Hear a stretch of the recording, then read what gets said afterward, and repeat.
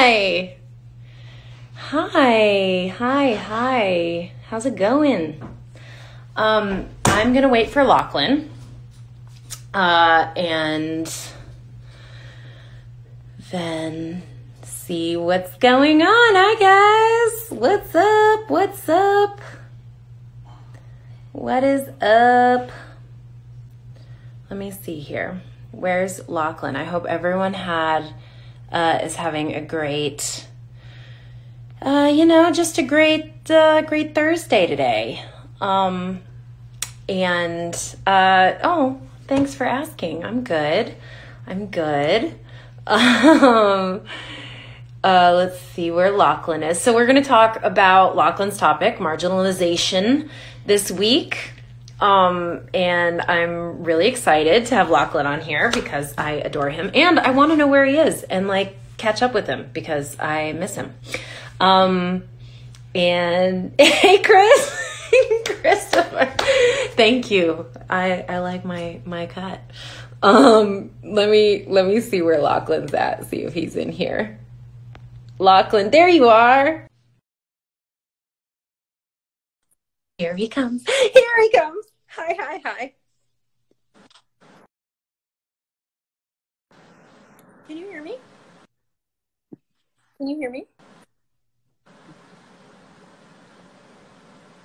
Lach?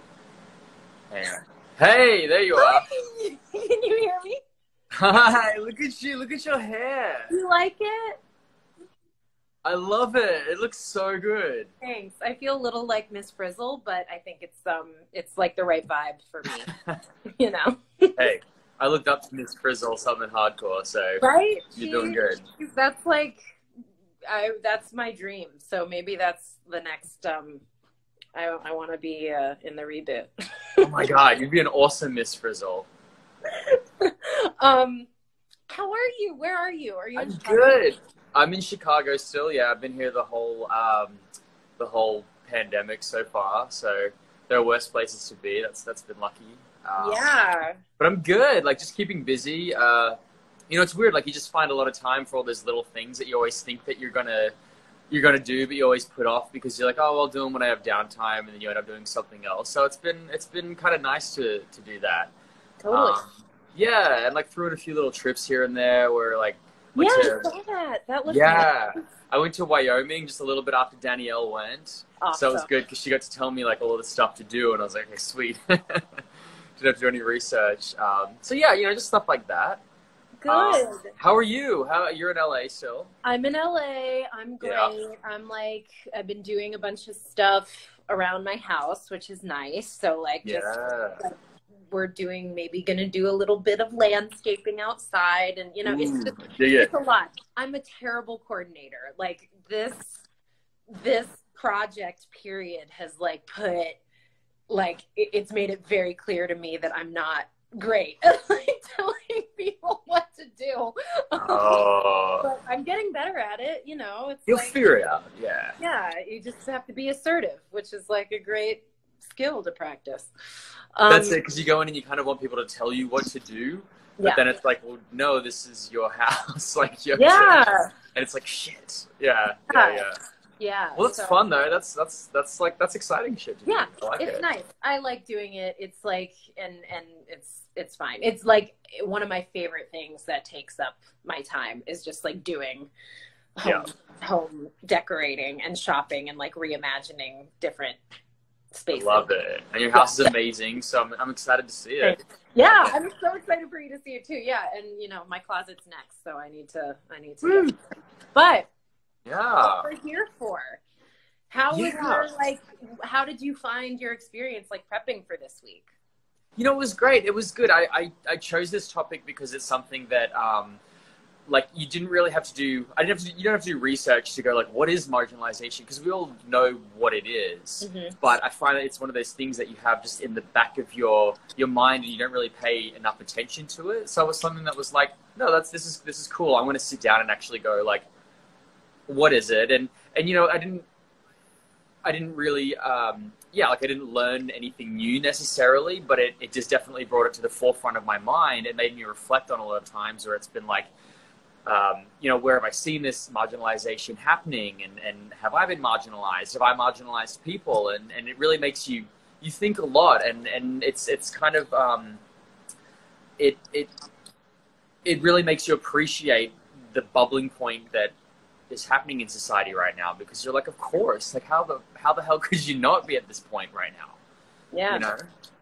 Totally. So do you find, like, one of the things I thought was so interesting about that as a topic, it was one of the things that me and Jason talked about and chose, I think primarily because it's a word not unlike disenfranchisement or something like that, where you hear it used a lot, and it can be applied almost to, not to any group necessarily at any time, but a lot of groups have gone through, like social groups or cultural groups have gone through periods of marginalization or still struggle with it. And so to talk about what the actual like word means, so we can like, it does, you know, maybe when some people are hearing it right now, people assume it's a term that only applies to people of color, for example.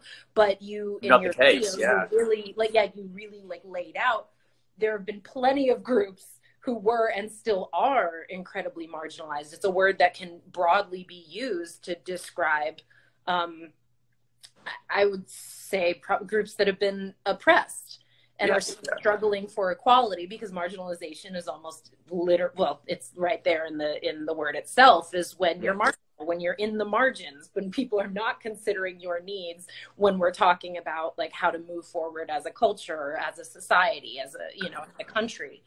I loved how much you brought in and discussed like how that can impact other groups, because it, you know, many of us are at the intersect of maybe a couple groups that might be marginalized. I'm Black and I'm a woman. Sure. You know?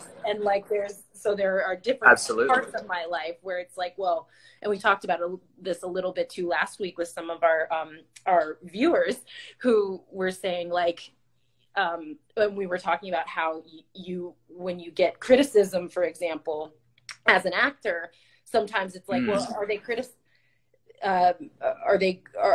am I feeling picked at because do I deserve it, or am I getting it because people are, sorry, I just got distracted because I thought, like, look at what's happening to Kamala Harris right now, right? Like, are we talking, she's a member of two different groups, right? Not to mention that's a lie. She's a member of a lot of different groups. A lot of groups, But you know, she when you hear the I guess her feedback, you know, both positive and negative, but in particular with the negative stuff, you can ask the question, is she being harshly criticized because she's Black? Is she being harshly criticized because she's a woman? Is she being harshly criticized because she's mixed race, because she's both Indian and Black, or like where, or is it because of her policies? You know what I mean? And all of those things are reasons that people could potentially come after her, for example, or, you know, and some might be more valid than others. And, you know, I've just been like on, you know, the internet reading all day, and I'm really lit up and pissed off at people, but that's like, it sucks to see. And it's something that, you know, straight away it was, as soon as she was announced, even before she was announced, but as soon as she was announced, everyone was just like, get ready, because, you know, all of this crap's going to be hurled her way. And that's like blatant. I mean, you know, just saying marginalization just feels too weak of a word. That's just blatant like discrimination and hatred and whatever. But yeah, I mean, part of what I liked about this topic is that it's, you know, this movement of Black Lives Matter and everything, marginalization applies to so many different groups of people when you really look at it. And it's just a really good reminder that we're all in this together. And so like if one group is being hurt, like this group's being hurt, this group's being hurt, this group's being hurt, we're all together, we're all different. And it just is, it's sort of, we need to be reminded of things like that and need to have conversations about that sort of thing, because, you know, this is a time as shitty as it can feel, but this is a time when we can all really band together and make lasting change and push forward. Absolutely. That's kind of how these moments in history have always worked. Yeah. Can I ask do you feel like over the past couple months and um has your do you feel like you've learned anything new or anything that sort of surprised you or yeah, like tell me about Yeah, what definitely. especially also we did, sorry to interrupt, but we No. talked with like Brett too, and as an Australian, like he's having a really interesting experience. He's lived here for a very long time, but you know, it's a totally different like Yeah. cultural interface that's happening than what has happened in your country, for example. So can you tell me a little bit about what your experience has been like? Yeah, I mean, it's a strange thing that, every country deals with racism and all these different issues, but a little different in Australia. History is a little different. So when I first moved to the States, like I never realized how deeply ingrained these issues were and are. And it's definitely the last few months, and I've always thought it for a while, where it's kind of like, whoa, okay, yeah, like this is different, and you take moments every now and then where you're like, okay, well, what am I saying and doing? Is this the right thing to do? Is like, how am I helping? Whatever. But yeah, the last few months have definitely made me stop and just realize and go like, it sounds dumb, but for me being an outsider, just going like, fuck, like this is really up. This has been really, really messed up. Not right. And it's really made me just go, I need to do whatever I can. And whether that's being out there marching in the street with other people, shutting up and letting other people do what to do. Like, it's made me reflect on all of that. And really just kind of look at myself and go like, how am I seeing society and how do I see people? And like, have I been part of the problem before? And how can I be better, do more? It's definitely, which I think is good. Like it's been like confronting sometimes.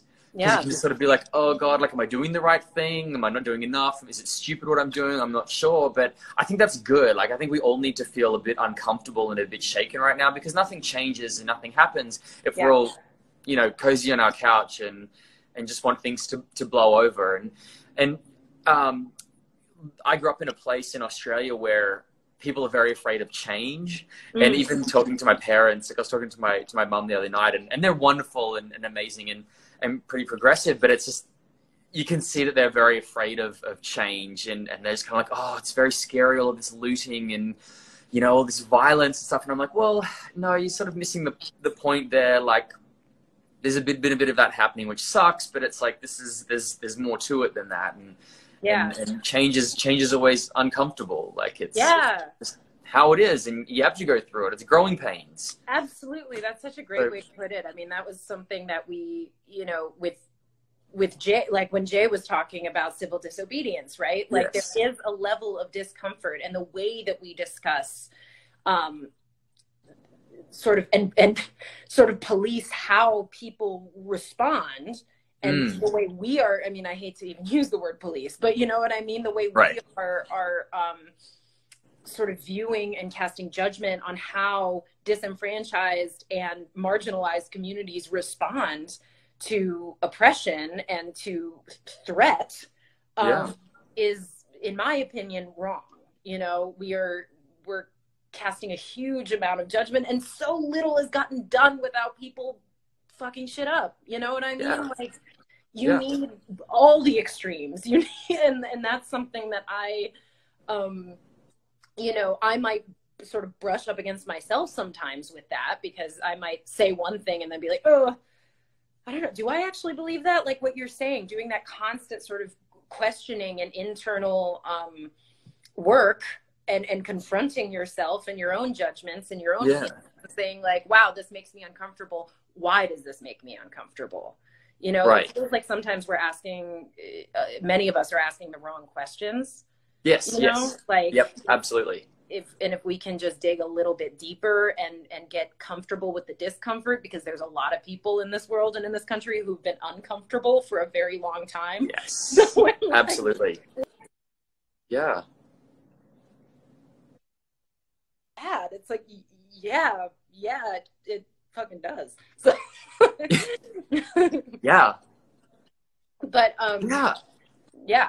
So I wanted to ask you, like, what this obviously, the last few months in particular, I've definitely with you been very stirring in many ways. So like, how are you, I've been really impressed by the way that you've been reacting to it. Thanks. Like, I love that I've seen you just kind of be ignited and driven. But how are you doing? Like, how are you finding it? Do you feel like this has changed that is working? Like, how is it for you personally? Like, do you find, you like you said, you struggle with yourself sometimes. Do you find that there are some issues that you find with yourself that you kind of go like, whoa, like maybe I've been doing the wrong thing, or like maybe I need to do this more? Or I'm curious what it's been like for you. Absolutely. I think that, I feel generally optimistic. I feel like,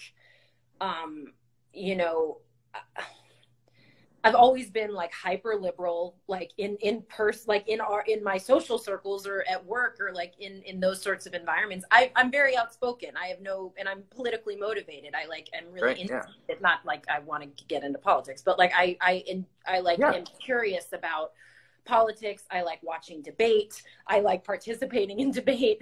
So it's something that like, as a person who's sort of that way minded already, it has been kind of igniting. But when I talk about like putting myself out there to a larger audience, or even doing stuff like this, I've never really done it before. I'm an open book with the people I know, but it's been a new experience to sort of go through my growing pains with an audience in some ways.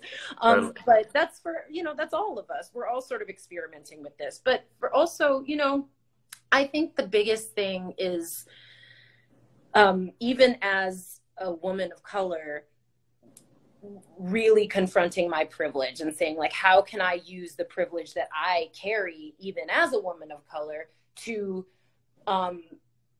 help and to participate. And my way of doing that was using the skills that I feel like I have, which is talking to people and trying to communicate. Absolutely. And your platform. To that advantage, So like it was, and it felt like a big step because it was a little scary, but I think that it's something that is, I wanted to do something, and I knew that maybe my little voice wasn't quite enough, which totally undercuts like the whole idea of it, which is everyone's voice is important, and it doesn't matter. But even I was sitting there going, well, who's going to give a shit what I think? You know what I mean? And then you realize that it doesn't actually matter. Who cares what you think? And like the better thing is to learn and continue to absorb and like process, and then say, okay, how can I use my voice, however big or small it might be, to contribute to something I believe in. And for me, that's like education and like, and challenging ourselves to like ask the tough questions. So I think that most of my experience has been super positive. Even though it's been mired in like tragedy over the last couple months, but I'm feeling very optimistic, a little nervous because I'm very excited about Kamala Harris. Me too. No shame about that. I am fucking stoked. Same. And I think she's incredible. Yeah. But I am nervous for how the next couple months are going to like make me feel emotionally, because I think it is, it's time. I think we're actually going to get a crash course in like microaggressions, racism, sexism. Like we are lucky enough to be in a time where people are having those conversations very openly. And so people are going to call it out, and we'll have some very straightforward examples of what, dog whistling is, for example. These are also topics that we're going to cover in 19 for 20 in the coming weeks. Nice. But, we have some of these things that I think we'll see play out in real time. And then people can say, oh, that's what that means. Yeah. you know? No, I think you're absolutely right. And as screwed up as a lot of it will be, at the same time, it, and not to not in a sick way, but I'm glad that it's going to happen, because we're going to have these conversations and it's going to be uncomfortable. And then, like we said, that's how change happens. Like, it's stuff that we've got to go through. And I'm not worried about how she's going to handle it. You know what I mean? Like, I think we have. No, she's tough. So she's like, it's, whoa, no, what? I'm What else pumped for her. Yeah. Yeah. So Yeah, that's exactly it. That's exactly it. And it's what I love, and some of the change that I've already found is people are talking about stuff, even if they're wrong or they're not sure and they're saying the wrong things. People are talking about it and they're having conversations and they're getting to different places and seeing people just going like, oh yeah, right, okay, or just someone correcting someone and go, no, actually this, and they kind of go, right, okay. You know what I mean? Like, I think it's already, there's already change happening. And, and maybe we're not even realizing it yet, but I love that. Just even the smallest, like you said, you were like, I just want to do anything. Like, it's just your voice, but your voice is so important. If you change one person's mind, or you correct someone, you make someone think in a different way, like one person, that's huge. That's massive. And so, like, your voice is incredibly important. Everyone's is. Yeah. It's happening, and it's messy, but it's, like you said, it's hopeful, and you just look for the best. But yeah, I mean, the next few months are going to be, I mean, it already has been interesting. There is, I'm excited for a number of things and really cautiously excited about a few other things. And then I'm just outright dreading a lot of things. Hey, it's 2020, man. Yeah. It's the story of all of our lives now. Yeah. Yeah, absolutely. Someone was asking, I wanted to see if there were any questions, so we can maybe take a couple questions from people and then say peace. I saw a few, and actually one that I just want to ask you, and I saw a few people say this, just out of pure fun. Would you ever want to run for office one day? Like, is that something that's ever interested you, or that's just not? No, because I would never pass a background check. No, I'm joking. Are you kidding? Pass like a background check, but I feel like people would just be like, you took this ugly picture when you were 16, and that's disqualifying you. No, it feels like that these days. No, I would feel like it's too there's too much pressure. I would like to observe the political process. Like, I was talking to my boyfriend about this. I was like, I would love to go to a city council meeting, stuff like that. I want to observe the political process taking place, especially on a local level, because I think we all underestimate the importance of local politics. Oh my God, yeah. Incredibly, incredibly important. So important. And participating in that and knowing what's going on is in your county, in your city, in your state is really important. I didn't know the difference between a senator and a governor for a long time. Really? Okay. That's not cool for a person who's full-blooded American. Well, now, so that's the other thing about I mean, this presidency of the last few months as well is that's so important. I think people are paying more attention to this than ever before, and that's incredibly important. And that's to go back to the thing you were saying about being from a different country and talking to Brett. Where we're from, voting is mandatory, and there's a set Saturday. It's a whole thing. You vote. That's when you have to vote. You're fairly aware of what's going on because you have to. It's out there. But here, it's effort. You have to figure out what's going on. You have to know where to go. You have to know, do you know what I mean? It's you have to understand what's on your ballot. You have to understand so much more here. It's kind of crazy. And I voted for the very first time because I'm a fairly new citizen. A few months ago in Chicago, and that was so exciting. But I had to do all this research, so I had a little card with me of who the people that I liked were, and I had to sit there and really pay attention and go through it. And I think that's why these times are amongst other things, so important for voting because it's made people go, I've really got to pay attention because those little votes, like you said, the local ones, so fucking matter.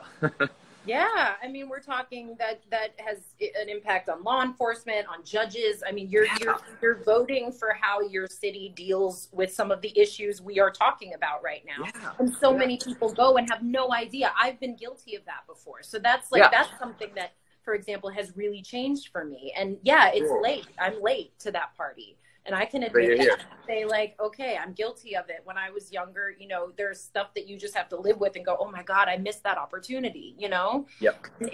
And it's like, I mean, I'll tell this story. And this is something that I'm really now, it's one of the things that like, I'm really ashamed of that happened when I was younger. And this should be a warning to those of you who are of legal age to vote or are capable of voting and you don't. Which is maybe why I'm getting so serious about it now. But I don't think I've ever said this to anybody before, but my first election I was eligible to vote in was Barack Obama's first run, and I didn't vote. I missed my opportunity to vote for the first Black U.S. president.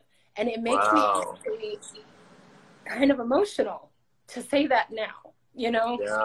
I missed that opportunity. That's gone. And I got to watch him win, and I got a call from my dad saying, you know, yes, we can. And that was, and I cried. But I didn't cast my vote. I missed my chance to vote for him. And now I don't know if I regret anything more, you know. That was really hard. And so when I say that you don't want to miss your chance, you know, to cast a historic vote to end this reign of fucking terror that we're living in right now, now is your chance to do it, you know? So don't miss your opportunity if you're 18 or you're what, like, just go and do it, because if you, you know, I don't want you to be the next person who, like, you know, missed their chance to vote for Kamala Harris or, you know, like it's important. It's insanely important. You look at the number of people that didn't vote in 2016. That was out of control. And the younger generation, like the 18 to 25-year-olds or something like that, or 18 to 30-year-olds, are like 30% of the voting population this time around. So this is huge. And what's amazing, and you know, for you, for me, for all of us, and for first-time voters, it's like you've got the opportunity to vote for the first Black female, Indian female, like on a ticket. Like that's amazing. So it's like it's a second chance, and that's awesome. That's exciting. And it's like, and I know that there are people who are reasonably and importantly concerned about people's records and wanting to like make sure that they're voting with their heart, but we're also, you know, and representation is not the most important thing all the time, but we cannot undervalue its importance. That like breaking barriers is significant and it is important. So we can vote for the people we want to vote for when the time comes, you know? So that's absolutely right. This gives it's for a number of groups who are marginalized right now. This gives someone, you know, this is someone speaking for them. And that's the best, the most powerful thing that you can have. So that's really exciting. I think we all should be excited about this. It's a good way of looking at it. So do you have some questions from some peeps out there? A lot of people are just asking questions about Station 19, which I can't actually answer that like anything. No, can't say anything. But there was what's the best thing you learned during this quarantine? There's a lot. Like politically or about Netflix? Because I'm just kidding. If you want to know the number of terms I've learned from like shitty reality television shows, I can make another video about that. But I don't know. Let me ask you that. Why don't we say during quarantine, what is the most Yeah. What was the exact question? Sorry, I just got a little bit in my head. I think you said, what have you learned during quarantine? Yeah, it was, what is the best thing you've learned during quarantine? But what do you think is the most important thing you've learned during quarantine? It could be silly too. I'd actually say is not necessarily learned, but a huge reminder to enjoy the little things and just to enjoy the little things. It's like you spend all this time going like, oh, I'll do that when I have some downtime, and you never end up doing it. And this has been like a really nice moment for me, like continuing with my French and reading books that I haven't, and just being like okay with that, like it's just been chilling, going, oh, cool. And Chicago, like I've sort of lived here on and off for years, and I'm like discovering all this stuff that I never even knew was there, and a bunch of friends as well were kind of like, whoa, this is kind of amazing. Like I didn't even know. So yeah, just appreciating this downtime a little bit and appreciating one another, because we're all in this together, and it's been fucking weird. Yeah. What about you? Oh man. What do you feel like you've learned, or what have you recognized, or what's been surprising to you even during this? Besides having to, tell people what to do in your house. Yeah. I think it's that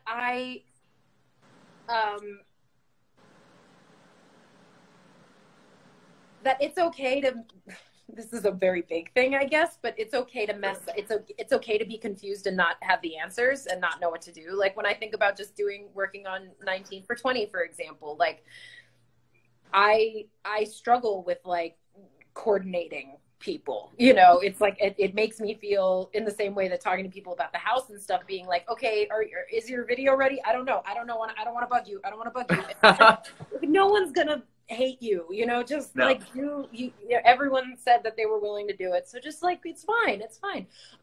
So I think just saying that, like, I don't have to be so like self-critical, and like I'm capable of doing things. That's awesome. That's good. And like it's and sometimes it can be fun. I feel like this whole even working on this is like has been a great opportunity for me to strengthen other skills that allow me to get more comfortable asserting myself and using some of that energy that I usually just put towards like fun socializing, and saying like, ooh, I can actually funnel that into something useful, and I can both enjoy that thing and it can help somebody, so yeah, I think sounds like you've surprised yourself a little bit there, and you're like, oh, I'm capable of doing this. Yeah. Which I know you're capable of doing that, and of course, like I feel like you're the kind of person that as soon as you say like, hey guys, you want to do this, everyone freaking like piles on each other to want to do it. So that's so funny. It just goes to show that you never know about people, huh? Because like the minute you said it, I feel like everyone was like, hell yeah. That's the nicest thing I've ever heard. No, I think you're just overly kind and a bit of a people pleaser, and so you don't want to, I mean, we all are, but it's not necessarily a bad thing. Yeah. But I have a question for you that someone just said, and then we can sort of start our process of wrapping up, but I thought this was really interesting. Someone asked, and this is a broad question, so I might condense it or whatever. Ever been denied a role in a musical or play just because the character isn't traditionally of color? Which was a question to me, but I suppose it could be posed to you too. In any different way. Like, have you ever been asked to do something that or denied something because you didn't necessarily fit what they pictured, or what a standard image of what someone expected was? Well, I'd love for you to answer that one first. Yeah. Actually, have you ever? So you've dealt with that where you've been denied because of race? I don't know. As you know, I thought that was an interesting question to answer, because in our business, there's such they use so many code words to talk about people's identities, or minority identification, I guess. So there's not necessarily you might never know. Right. If you lost a job because of your skin color or your whatever. Right. But So you've never been aware of it where never been aware of it. Right. I had an interesting experience with my first Broadway show because I understudied the 3 younger female characters. 2 of them were played by white actresses, and one was played by a black actress. And it was a big family. It was in the play You Can't Take It With You. And I was understudying Rose Byrne and Annalee Ashford and Crystal Dickinson, all amazing actresses, but played very different roles. And I was understudying all of them. And I remembered, I was young when this happened, so I didn't know.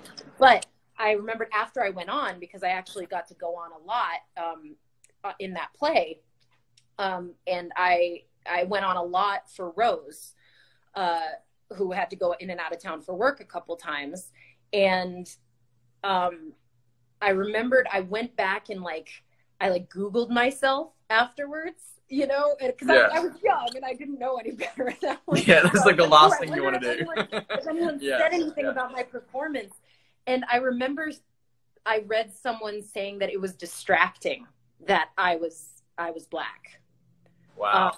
In a family of white people. Ironically, the grandpa character was played by James Earl Jones. So I don't know how they thought that his family worked, but I actually always felt like there was a little magic when I got to go on with James, is the 2 members of the family who were of color, that when we got to work together, there was a connection that people could see that wasn't necessarily there. When white actresses, as amazing as they were playing his granddaughters, Sure. So it was, I remember thinking that was kind of a blow, because I was like, isn't that distracting? We're standing on stage talking really loudly to each other. We're not living in the real world, our work as actors is to, we play pretend. So, I remember that was weird. But I had a great time, so it didn't actually bother me that much. I just got really snappy and ranted for a while, but other than that. Good. How about you? Good. Yeah. I mean, definitely. There have been times there have been a couple of casting directors who wouldn't even see me because they're like, oh, he's not straight enough for this role, or no, we're looking for someone who's straight. You know what I mean? Just that kind of thing. Yeah. You're like what? It's acting. It just that kind of gross sort of thing. And I've known about it a few times because I know who the people were. And yeah, it's just a shitty feeling. It's horrible. Well, it's first of all, it's our job. And we're also, especially it's such, it's so based in stereotype, Yeah. Someone actually just commented that stereotypes and yeah, you're right. It's like stereotypes, and it's just no, what? That's the stupidest thing. And that's, you can't box people together. You can't just assume that everyone, and that's one of the things that I hope, is changing these days. You can't just lump people together. Everyone's their own freaking person and different. And you just gotta be aware of that. I hate it, but yeah, definitely. I've had that happen a number of times. And the first time you kind of wait, what? Right. And it's scary. You kind of just go oh my God, what? And then after a while you just realize no, that person just sucks. Fuck them. So, God, and that's what you got to do. That's what you got to do. And the same with, that family, it's oh, fuck off. That's their issue, not yours.